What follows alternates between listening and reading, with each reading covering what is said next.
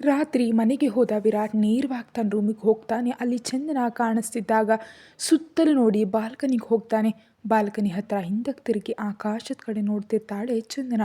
Black colour night ಡ್ರೆಸ್ಸಲ್ಲಿ ಬೆಳದಿಂಗಳ ಬೆಳಕು ಅವಳ ಮುಖದ ಮೇಲೆ ಬಿದ್ದು ಇನ್ನೂ ಬ್ರೈಟಾಗಿ ಕಾಣಿಸ್ತಾ ತುಂಬ ಸುಂದರವಾಗಿರ್ತಾಳೆ ಚಂದನ. ತನ್ನ ಬ್ಲೇಸರ್ ತೆಗೆದು ಸೋಫಾದ ಮೇಲೆ ಎಸ್ತು ಚಂದನ ಆಳ ಕಡೆ ಹೆಜ್ಜೆ ಹಾಕ್ತಾನೆ ವಿರಾಟ್. ಅವಳ ಹತ್ರ ಹೋಗಿ ಹಿಂದಿನಿಂದ ಹಗ್ ಮಾಡ್ಕೊಳ್ತಾನೆ.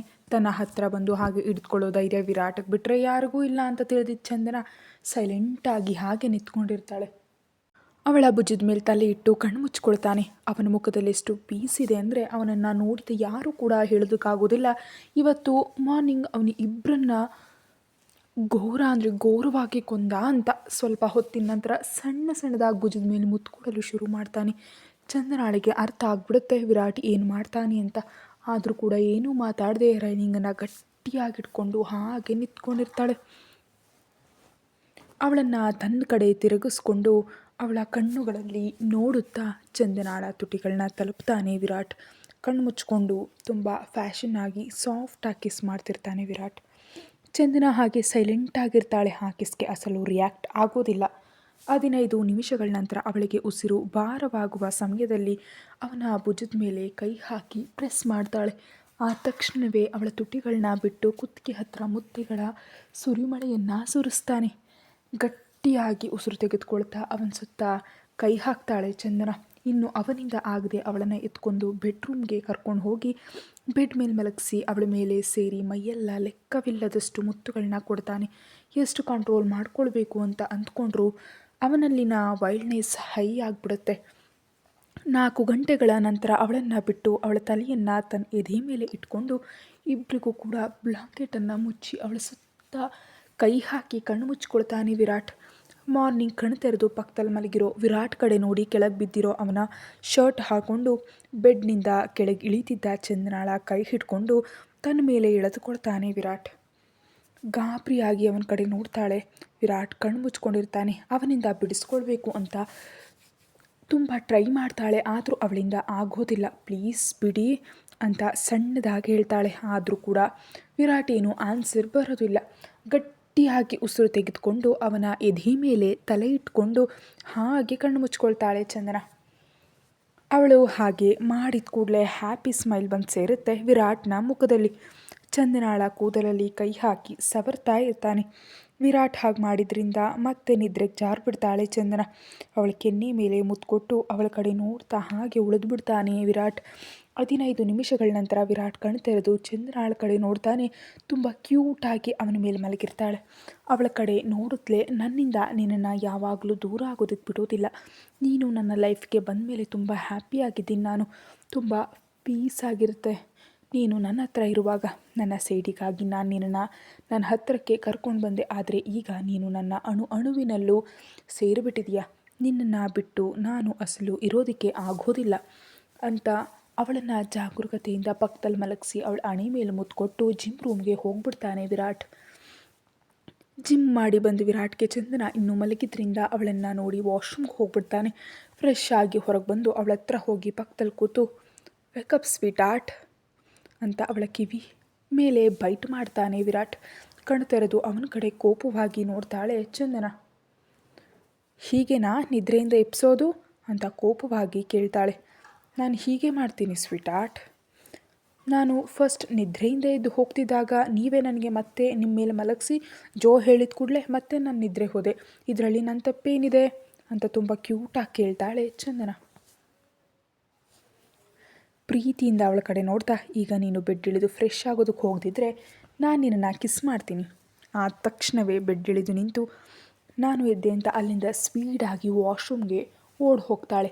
15 ನಿಮಿಷಗಳ ನಂತರ ರೆಡಿಯಾಗಿ ವಿರಾಟ್ ಚಂದನ ಕೆಳಗೆ ಹಾಲಿಗೆ ಬರ್ತಾರೆ. ಅಲ್ಲಿ ಈಗಾಗಲೇ ಶ್ರುತಿ ಇದ್ದಿದ್ದರಿಂದ ಅವಳ ಹತ್ರ ಹೋಗಿ ಮಾತನಾಡಿಸ್ತಾಳೆ ಚಂದನ. ಹಾಗೆ ಮಾತಾಡ್ತಾ ಡೈನಿಂಗ್ ಟೇಬಲ್ ಹತ್ರ ಹೋಗಿ ಕೂತ್ಕೊಳ್ತಾರೆ.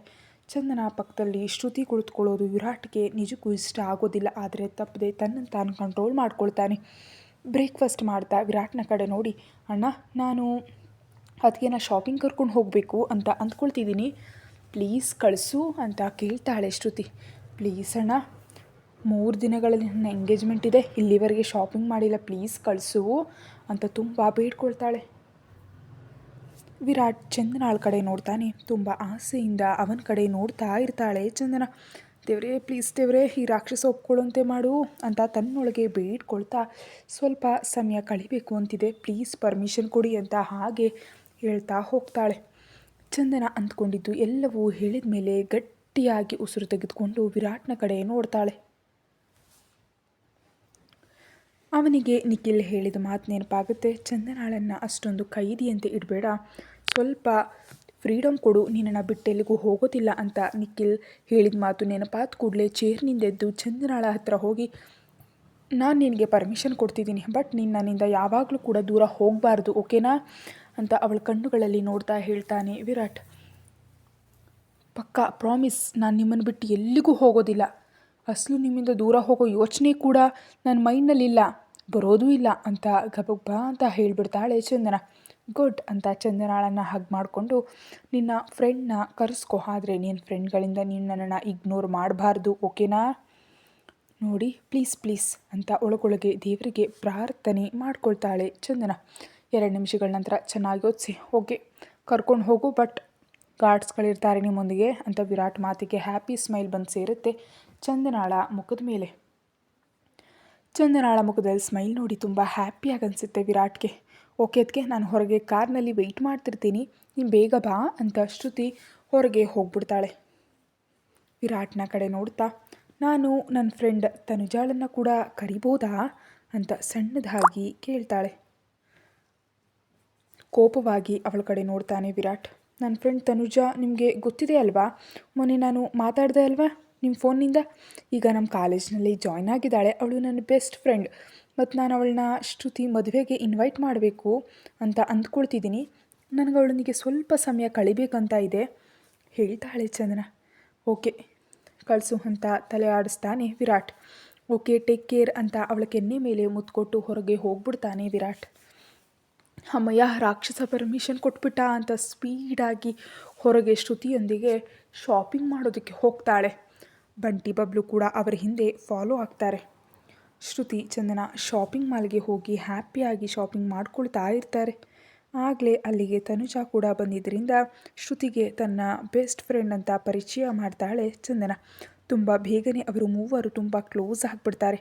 ಇನ್ನು ಮುಂಬೈ ಇಡೀ ಅವರದ್ದೇ ಅಂದಂತೆ ಎಲ್ಲಿ ಬೇಕಿದ್ದರೆ ಅಲ್ಲಿ ತಿರುಗ್ತಾ ಎಂಜಾಯ್ ಮಾಡ್ತಿರ್ತಾರೆ. ಅವರ ಹಿಂದೆ ಬಂಟಿ ಬಬ್ಲು ಕೂಡ ಅವ್ರನ್ನ ಫಾಲೋ ಮಾಡ್ತಾ ಇರ್ತಾರೆ. ವಿರಾಟ್ ಕ್ಯಾಬಿನಲ್ಲಿ ಕೂತ್ಕೊಂಡಿರ್ತಾನೆ. ಅವನಿಗೆ ಎದುರಾಗಿ ನಿಖಿಲ್ ಒಂದು ಪ್ರಾಜೆಕ್ಟ್ಗೆ ಸಂಬಂಧಿಸಿದ ಪ್ರೆಸೆಂಟೇಷನ್ ರೆಡಿ ಮಾಡ್ತಾ ಇರ್ತಾನೆ. ಆಗಲೇ ಆನಂದ್ ಕ್ಯಾಬಿನ್ ಒಳಗೆ ಬರ್ತಾನೆ. ಅವನ ಕಡೆ ನೋಡ್ತಾ ಏನಾಯಿತು ಅಂತ ಕೇಳ್ತಾನೆ ವಿರಾಟ್. ಬಾಸ್, ಆ ಮೋಹನ್ ರಾವ್ ಅವನ ಅಂಡರ್ವರ್ಲ್ಡ್ ಕನೆಕ್ಷನ್ನೊಂದಿಗೆ ಕೊಲಾಬ್ರೇಟ್ ಆಗಿ ನಿಮ್ಮ ಮೇಲೆ ಅಟ್ಯಾಕ್ ಮಾಡಲು ಪ್ಲಾನ್ ಹಾಕ್ತಿದ್ದಾನೆ ಅಂತ ಹೇಳ್ತಾನೆ ಆನಂದ್. ಅಟ್ಯಾಕ್ ಮಾಡಬೇಕು ಅಂತ ಅಂದ್ಕೊಳ್ತಿದ್ದಾನೆ, ಆದರೆ ಅಂದ್ಕೊಂಡಿದ್ದೆಲ್ಲ ನಡೆಯುತ್ತೆ ಅಂತ ರೂಲ್ ಇಲ್ಲ ಅಲ್ವಾ, ಅವನಿಗಿನ್ನೂ ನನ್ನ ಬಗ್ಗೆ ಪೂರ್ತಿಯಾಗಿ ಗೊತ್ತಿಲ್ಲ ಅಂದ್ಕೊಳ್ತೀನಿ, ಗೊತ್ತಾಗೋಷ್ಟರಲ್ಲಿ ಅವನ ಕಡೆ ಉಸಿರಿನಲ್ಲಿ ಇರುತ್ತೇನೋ ಅಂತ ನಗ್ತಾನೆ Virat. Yes boss your right ಅಂತ ಹೇಳ್ತಾರೆ ಆನಂದ್. 3 ದಿನಗಳಲ್ಲಿ ಎಂಗೇಜ್ಮೆಂಟ್ ಇಟ್ಕೊಂಡು ನೀನು ಆಫೀಸಿಗೆ ಬಂದಿದೆಯಾ ಏನು, ಶಾಪಿಂಗ್ ಯಾವಾಗ ಮಾಡ್ತೀಯಾ ಅಂತ ಕೇಳ್ತಾನೆ ನಿಖಿಲ್. ಮಾಡಬೇಕು ಬಾವ, ಆದರೆ ಬಾಸ್ ಇನ್ನೂ ನನಗೆ ಪರ್ಮಿಷನ್ ಕೊಟ್ಟಿಲ್ಲ ಅಂತ ಹೇಳ್ತಾನೆ ಆನಂದ್. ವಿರಾಟ್ ಆನಂದ್ನ ಕಡೆ ಕೋಪವಾಗಿ ನೋಡ್ತಾನೆ. ನೀನು ನನ್ನ ಹತ್ರ ಪರ್ಮಿಷನ್ ಯಾವಾಗಿಂದ ತೆಗೆದುಕೊಳ್ಳೋದಕ್ಕೆ ಶುರು ಮಾಡಿದೆ, ನೀನು ಹೋಗಬೇಕು ಅಂತ ಅಂದ್ಕೊಂಡ್ರೆ ಈಗಲೇ ಹೋಗು ಅಂತ ಹೇಳ್ತಾನೆ ವಿರಾಟ್. ಹೋಗು ಆನಂದ್, ಇಲ್ದಿದ್ರೆ ನಮ್ಮ ಶ್ರುತಿ ಕೈಲಿ ನಿನ್ನನ್ನು ಯಾರೂ ಕೂಡ ಕಾಪಾಡೋದಕ್ಕಾಗೋದಿಲ್ಲ. ಆ ಮಾತಿಗೆ ನೀನು ಆನಂದ್ ಇಬ್ಬರು ಶಾಪಿಂಗ್ ಹೋಗಿ ಅಂತ ಹೇಳ್ತಾನೆ ವಿರಾಟ್. ವಾವ್ ನಿಜಾನೇನಾ ಅಂತ ಎಕ್ಸೈಟ್ ಆಗ್ತಾ ಚೇರ್ನಿಂದ ಇದ್ದು ಮತ್ತೆ ಲೇಟಾದರೆ ಎಲ್ಲಿ ವಿರಾಟ್ ಮನಸ್ಸು ಬದಲಾಯಿಸ್ಬಿಡ್ತಾನೋ ಅಂತ ಆನಂದ್ ಕೈ ಹಿಡ್ಕೊಂಡು ಅಲ್ಲಿಂದ ಕರೆದುಕೊಂಡು ಹೋಗ್ಬಿಡ್ತಾನೆ ನಿಖಿಲ್. ಚೇರ್ನಿಂದ ಎದ್ದು ಗ್ಲಾಸ್ ವಾಲ್ ಹತ್ರ ಹೋಗಿ ಹೊರಗೆ ನೋಡ್ತಾನೆ. ಅಲ್ಲಿಂದ ಮುಂಬೈ ಇಡೀ ಕಾಣಿಸ್ತಾ ಇರುತ್ತೆ. ಸಿಗರೇಟ್ ತೆಗೆದು ಹತ್ತಿಸ್ತಾ ಏನೋ ಯೋಚನೆಯಲ್ಲಿ ಮುಳುಗಿ ಹೋಗ್ತಾನೆ ವಿರಾಟ್. ಶ್ರುತಿ, ಚಂದನ, ತನುಜ ಮೂವರು ಕೂಡ ಫುಲ್ ಆಗಿ ಶಾಪಿಂಗ್ ಮಾಡಿ ಅದೇ ಮಾಲ್ನಲ್ಲಿರುವ ರೆಸ್ಟೋರೆಂಟ್ನಲ್ಲಿ ಫುಡ್ ತಿನ್ನೋದಕ್ಕೆ ಕೂತ್ಕೊಳ್ತಾರೆ. ಅವ್ರು ನಗ್ತಾ ಏನೇನೋ ಮಾತನಾಡ್ತಾ ಇರ್ತಾರೆ. ಅವರಿಗೆ ಅಸಲು ಗೊತ್ತಿರೋದಿಲ್ಲ ಅವರ ಕಡೆಗೆ ಯಾರೋ ನೋಡ್ತಾ ಇದ್ದಾರೆ ಅಂತ. ಫುಡ್ ಬರಲು ಲೇಟ್ ಆಗುತ್ತೆ ಅಂತ ಚಂದನ ತನ್ನ ಚೇರ್ನಿಂದ ಎದ್ದು ನಾನು ಈಗಲೇ ವಾಶ್ರೂಮ್ಗೆ ಹೋಗಿ ಬರ್ತೀನಿ ಅಂತ ಹೇಳ್ತಾಳೆ. ಬೇಗ ಬಾ ಅಂತ ಶ್ರುತಿ ಹೇಳಿದ್ರಿಂದ ಸರಿ ಅಂತ ವಾಶ್ರೂಮ್ಗೆ ಹೋಗ್ತಾಳೆ ಚಂದನ. ವಾಶ್ರೂಮ್ಗೆ ಹೋಗಿ ಹೊರಗೆ ಬರ್ತಿದ್ದ ಚಂದನ ಹತ್ರ ಒಬ್ಬ ಹುಡುಗಿ ಬಂದು ಎದುರಾಗಿ ನಿಲ್ತಾಳೆ. ಯಾರು ನೀವು? ನಾನು ಯಾರು ಅಂತ ನಿಮಗೆ ತಿಳಿಯೋ ಅವಶ್ಯಕತೆ ಇಲ್ಲ. ನಿಮ್ಮ ಹತ್ರಕ್ಕೆ ಓನ್ಲಿ ಒಂದು ಮೆಸೇಜ್ ಪಾಸ್ ಮಾಡಲು ಬಂದಿದ್ದೀನಿ. ಅದೇನೆಂದರೆ ನಿಮ್ಮ ಡ್ಯಾಡಿಯ ಹೆಲ್ತ್ ಅಸಲು ಚೆನ್ನಾಗಿಲ್ಲ, ಅವರು ನಿಮ್ಮನ್ನು ನೋಡಬೇಕು ಅಂತ ಅಂದ್ಕೊಳ್ತಿದ್ದಾರೆ ಅಂತ ಒಂದು ಚೀಟಿ ಚಂದನಾಳ ಕೈಯಲ್ಲಿಟ್ಟು ಅಲ್ಲಿಂದ ಹೋಗ್ಬಿಡ್ತಾಳೆ. ಆ ಹುಡುಗಿ ಹೋದ ಮೇಲೆ ಆ ಚೀಟಿ ಓಪನ್ ಮಾಡಿ ನೋಡ್ತಾಳೆ. ಅದರಲ್ಲಿ ಒಂದು ಅಡ್ರೆಸ್ ಇರೋದು ನೋಡಿ ಡ್ಯಾಡಿಗೆ ಹೆಲ್ತ್ ಚೆನ್ನಾಗಿಲ್ವಾ ಅಂತ ತುಂಬ ಟೆನ್ಷನ್ ಆಗಿ ಫೀಲ್ ಆಗ್ತಾಳೆ. ಆ ತಕ್ಷಣವೇ ಆದರೆ ಡ್ಯಾಡಿಗೆ ಹೇಗೆ ಗೊತ್ತು ನಾನು ಇಲ್ಲಿದ್ದೀನಿ ಅಂತ? ಈಗ ನಾನು ಹೋಗಬೇಕೋ ಬೇಡವೋ? ಓ ಗಾಡ್, ಈಗ ನಾನು ಏನು ಮಾಡಬೇಕು? ವಿರಾಟ್ ಜೊತೆ ಹೇಳಿದರೆ ಅವರು ಅಸಲು ಕಳಿಸೋದಿಲ್ಲ ಅಂತ ಹಾಗೆ ಯೋಚಿಸ್ತಾ ಟೇಬಲ್ ಹತ್ತಿರ ಬಂದು ಕೂತ್ಕೊಂಡು ಸ್ವಲ್ಪ ತಿಂತಾಳೆ. ತಿಂದ ನಂತರ ನನಗೆ ಹೆಡೇಕ್ ಆಗಿದೆ ಅಂತ ಚಂದನ ಹೇಳಿದ್ರಿಂದ ತನುಜ ಶಾಪಿಂಗ್ ಮಾಲ್ನಿಂದ ತನ್ನ ಫ್ಲ್ಯಾಟ್ಗೆ ಹೋಗ್ಬಿಡ್ತಾಳೆ. ಶ್ರುತಿ ಚಂದನಾಳನ ಮನೆ ಹತ್ರ ಡ್ರಾಪ್ ಮಾಡಿ ಅವರ ಮನೆಗೆ ಹೋಗ್ಬಿಡ್ತಾಳೆ. ಹಾಲ್ನಲ್ಲಿ ಟೀ ಕುಡಿತಿರೋ ಮಹಾದೇವ್ ಅವರ ಕಡೆ ನೋಡ್ತಾ, ನಾನು ನಿಮ್ಮ ಮಗಳಿಗೆ ನಿಮ್ಮ ಹೆಲ್ತ್ ಚೆನ್ನಾಗಿಲ್ಲ ಅಂತ ಹೇಳಿದೆ ಅಂತ ಹೇಳ್ತಾನೆ ರಂಜಿತ್. ನಿನಗೆ ಚಂದನ ಎಲ್ಲಿ ಕಾಣಿಸಿದ್ಲು? ಶಾಪಿಂಗ್ ಮಾಲ್ನಲ್ಲಿ ಕಾಣಿಸಿದ್ಲು. ಅದಕ್ಕೆ ಅಲ್ಲಿ ಒಬ್ಬ ಹುಡುಗಿ ಮೂಲಕ ಲೆಟರ್ ಕಳಿಸ್ದೆ. ಆದರೆ ಚಂದನ ಇಲ್ಲಿವರೆಗೆ ಹೇಗೆ ಬರ್ತಾಳೆ ಅಂತ ಕೇಳ್ತಾರೆ ಮಹಾದೇವ್. ನಾನು ಎಲ್ಲವನ್ನ ಸೆಟ್ ಮಾಡಿದ್ದೀನಿ, ಅಡ್ರೆಸ್ ಕೂಡ ಕೊಟ್ಟಿದ್ದೀನಿ. ಡೋಂಟ್ ವರಿ ಮಹಾದೇವ್, ಒಂದು ಸಾರಿ ಚಂದನ ನಮ್ಮ ಹತ್ರಕ್ಕೆ ಬಂದುಬಿಟ್ರೆ ಸಾಕು, ಆಗ ವಿರಾಟ್ನ ವಿಷಯ ನಾವು ನೋಡ್ಬೋದು. ಹಾಂ ಅಂತ ಏನೋ ಯೋಚಿಸ್ತಾ ಉಳಿದ್ಬಿಡ್ತಾನೆ ಮಹಾದೇವ್. ಚಂದನ ತುಂಬ ಟೆನ್ಷನ್ನಾಗಿ ಬೆಡ್ ಮೇಲೆ ಕೂತ್ಕೊಂಡು ತನ್ನ ಡ್ಯಾಡಿ ಬಗ್ಗೆಯೇ ಯೋಚಿಸ್ತಾ ಇರ್ತಾಳೆ. ಆಗಲೇ ರೂಮ್ ಡೋರ್ ತೆಗೆದುಕೊಂಡು ವಿರಾಟ್ ಒಳಗೆ ಬರ್ತಾನೆ. ಅವನನ್ನು ನೋಡಿದ ಕೂಡಲೇ ಬೆಡ್ ಇಳಿದು ನಿಲ್ಲುತ್ತಾಳೆ ಚಂದನ. ಮಾಲ್ನಲ್ಲಿ ನಡೆದ ವಿಷಯ ವಿರಾಟ್ನೊಂದಿಗೆ ಹೇಳಬೇಕೇ ಬೇಡವೇ ಅಂತ ಯೋಚಿಸ್ತಾ ಇರ್ತಾಳೆ. ಏನೋ ಯೋಚನೆಯಲ್ಲಿರೋ ಚಂದನಾಳ ಹತ್ರ ಹೋಗಿ ಅವಳ ಸೊಂಟ ಹಿಡ್ಕೊಂಡು ಹತ್ರ ಕೆಳೆದು, ಹೇಗಾಯಿತು ನಿನ್ನ ಶಾಪಿಂಗ್ ಅಂತ ಸಣ್ಣದಾಗಿ ಕೇಳ್ತಾನೆ ವಿರಾಟ್. ಹಾಂ ಚೆನ್ನಾಗಿದೆ. ಅಲ್ಲಿಗೆ ತನುಜ ಕೂಡ ಬಂದಿದ್ಲು. ಅವಳ ಕೆನ್ನೆಗೆ ಮೇಲೆ ಕೈ ಹಾಕಿ ಸವರ್ತಾ, ಇನ್ನು ಏನಾದರೂ ನನ್ನ ಜೊತೆ ಹೇಳಬೇಕಾ? ಏನಾದರೂ ಇದ್ದರೆ ನನಗೆ ಹೇಳು ಅಂತ ಕೇಳ್ತಾನೆ ವಿರಾಟ್. ಏನಿಲ್ಲ, ಅದು ನಂತರ ಇನ್ನೇನು ಹೊರಡಿಲ್ವಾ ಎಂದು ಸ್ವಲ್ಪ ಬೇಸ್ ವಾಯ್ಸ್ನೊಂದಿಗೆ ಕೇಳ್ತಾನೆ ವಿರಾಟ್. ಅವನ ವಾಯ್ಸ್ಗೆ ಭಯ ಆಗಿ ಅವನ ಕಡೆ ನೋಡ್ತಾ ಧೈರ್ಯ ತಂದುಕೊಂಡು ಮಾಲ್ನಲ್ಲಿ ನಡೆದ ವಿಷಯ ಎಲ್ಲವೂ ಕೂಡ ಸೂತ್ರ ಹೇಳದಂತೆ ಹೇಳ್ಬಿಡ್ತಾಳೆ ಚಂದನ. ಚಂದನ ಹೇಳೋದು ಮುಗಿದ ಮೇಲೆ ಸೈಲೆಂಟ್ ಆಗಿಬಿಡ್ತಾಳೆ. ವಿರಾಟ್ ಮಾತ್ರ ಹಾಗೆ ಕೆನ್ನೆಗಳು ಸವರ್ತಾ, ಆ ಅಡ್ರೆಸ್ ಇರೋ ಚೀಟಿಯಲ್ಲಿದೆ ಅಂತ ನಾರ್ಮಲ್ ವಾಯ್ಸ್ನೊಂದಿಗೆ ಕೇಳ್ತಾನೆ. ಅಷ್ಟು ನಾರ್ಮಲಾಗಿ ಕೇಳಿದ್ರಿಂದ ಅವನ ಕಡೆ ನೋಡ್ತಾ, ಅಲ್ಲಿದೆ ಅಂತ ಡ್ರೆಸ್ಸಿಂಗ್ ಟೇಬಲ್ ಕಡೆ ತೋರಿಸ್ತಾಳೆ. ಆ ತಕ್ಷಣವೇ ವಿರಾಟ್ ಅವಳನ್ನ ಬಿಟ್ಟಿದ್ರಿಂದ ಹೋಗಿ ಆ ಚೀಟಿ ತಂದು ವಿರಾಟ್ನ ಕೈಯಲ್ಲಿಡ್ತಾಳೆ. ಆ ಚೀಟಿ ತೆಗೆದು ಅದರಲ್ಲಿರೋ ಅಡ್ರೆಸ್ ನೋಡಿದ ವಿರಾಟ್ಗೆ ಮುಖದ ಮೇಲೆ ಡೆವಿಲ್ ಸ್ಮೈಲ್ ಬಂದು ಸೇರುತ್ತೆ. ನಾನು ಡ್ಯಾಡಿ ಜೊತೆ ಒಂದು ಸಾರಿ ಮೀಟ್ ಆಗ್ಬೋದಾ ಅಂತ ಭಯವಾಗಿ ಕೇಳ್ತಾಳೆ ಚಂದನ.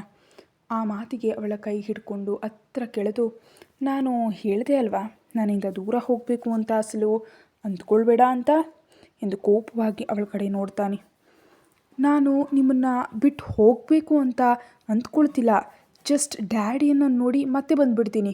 ಬೇಕಿದ್ರೆ ನೀವು ಕೂಡ ನನ್ನ ಜೊತೆ ಬನ್ನಿ, ನನಗೆ ತುಂಬ ಟೆನ್ಷನ್ ಆಗ್ತಿದೆ, ಡ್ಯಾಡಿ ಹೆಲ್ತ್ ಹೇಗಿದೆ ಅಂತ.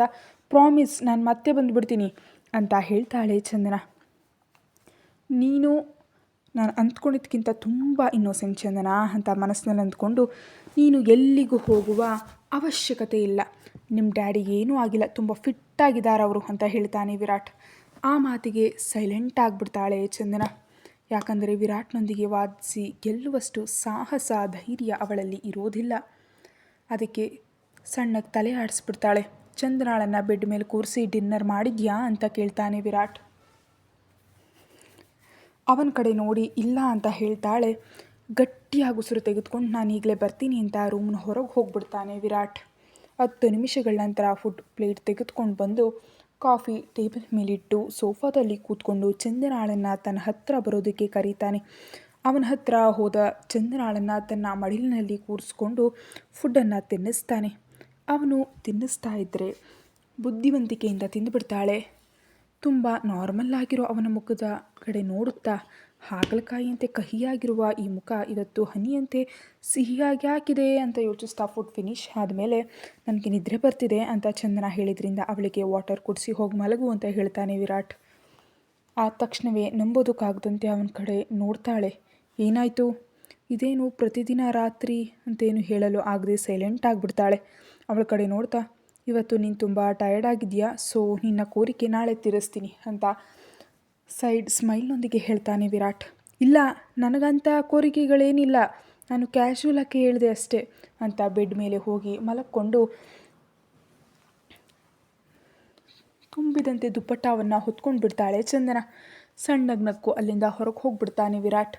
ಪೇಂಟಿಂಗ್ ರೂಮ್ಗೆ ಹೋಗಿ ಅಲ್ಲಿ ಚಂದನಾಳ ಪೇಂಟಿಂಗ್ ಮಾಡ್ತಾನೆ. ಎಲ್ಲವೂ ಕೂಡ ಕಂಪ್ಲೀಟ್ ಆದಮೇಲೆ ಆ ಪೇಂಟಿಂಗ್ ಕಡೆ ನೋಡ್ತಾ, ನೀನು ನನ್ನೊಂದಿಗೆ ಎಲ್ಲ ವಿಷಯ ಹೇಳಿ ತುಂಬ ಒಳ್ಳೆ ಕೆಲಸ ಮಾಡಿದೀಯ ಚಂದನ. ನೀನು ಹೇಳದೆ ಮುಚ್ಚಿಟ್ಟಿದ್ದರೆ ಮಾತ್ರ ನನ್ನಲ್ಲಿನ ರಾಕ್ಷಸನನ್ನೇ ನೋಡ್ತಿದ್ದೆ. ಆ್ಯಕ್ಚುಲಾಗಿ ವಿರಾಟ್ಗೆ ಮಾಲ್ನ ನಡೆದ ವಿಷಯಗಳು ಎಲ್ಲವೂ ಗೊತ್ತಿರುತ್ತೆ. ಯಾಕಂದರೆ ವಾಶ್ರೂಮ್ಗೆ ಹೋಗೋ ಟೈಮ್ನಲ್ಲಿ ಬಂಟಿ ಅವಳ ಹಿಂದೆ ಹೋಗ್ತಾನೆ.